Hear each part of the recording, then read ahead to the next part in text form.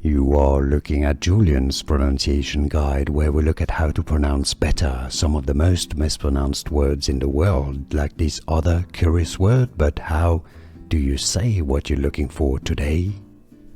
Let's learn how to pronounce the name of this French tennis player. In France, in French, it is pronounced as Arthur. Arthur.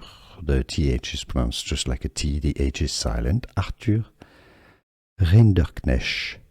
Rinderknech.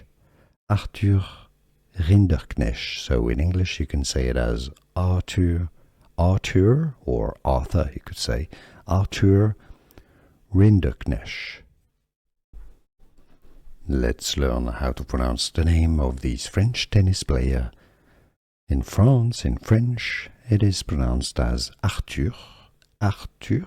The TH is pronounced just like a T, the H is silent. Arthur Rinderknech. Rinderknech.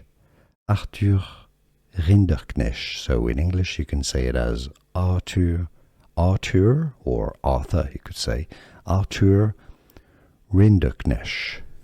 Here are more videos on how to pronounce more confusing words and names too many mispronounced. Like this video if you found it useful. I appreciate your support. I'll see you soon and thanks for watching.